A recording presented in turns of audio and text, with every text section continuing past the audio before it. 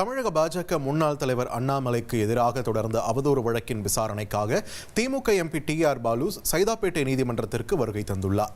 இது தொடர்பான கூடுதல் தகவல்களை வழங்க இணைகிறார் எமது செய்தியாளர் சாலமன். வணக்கம். இந்த அவதூறு வழக்குடைய பின்னணி என்ன? டி.ஆர். பாலு அவர்கள் தரப்பிலிருந்து என்னென்ன விஷயங்கள் இதில் பதிவு செய்யப்பட்டிருக்கிறது? முழு விவரத்தை பதிவு பண்ணுங்க.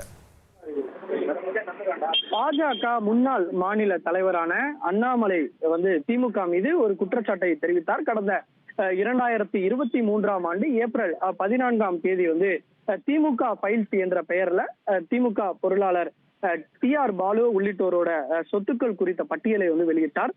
இது அவதூறு பரப்பும் வகையில அண்ணாமலை செயல்பட்டதாக, இதற்கு எதிர்ப்பு தெரிவித்து 100 கோடி ரூபாய் இழப்பீடு தொகை வழங்க வேண்டும் என அண்ணாமலை மீது திமுக பொருளாளரான டி.ஆர். பாலு சைதாப்பேட்டை குற்றவியல் நீதிமன்றத்தில் ஒரு வழக்கு ஒன்று தொடர்ந்தார். இந்த வழக்கானது தொடர்ச்சியாக அரங்கேறி வருகிறது. ஒவ்வொரு வாதத்திற்கும் இருவரும் ஆஜராகிவிட்டு சென்ற நிலையில கடந்த மாதம் 28ஆம் தேதி கூட திமுக பொருளாளர் இந்த டி.ஆர். பாலு நேர்ல ஆஜராகி இது குறித்து விளக்கத்தையும் அளித்தார்.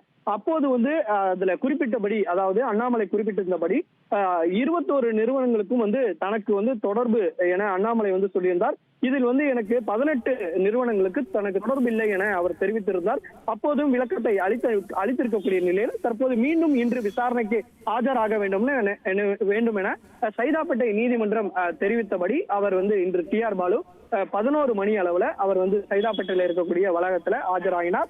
அவரை தற்போது இந்த வழக்கானது விசாரணை மேற்கொள்ளப்பட்டு வருகிறது. நன்றி சாலமன், உங்களுடைய விரிவான தகவல்களுக்கு.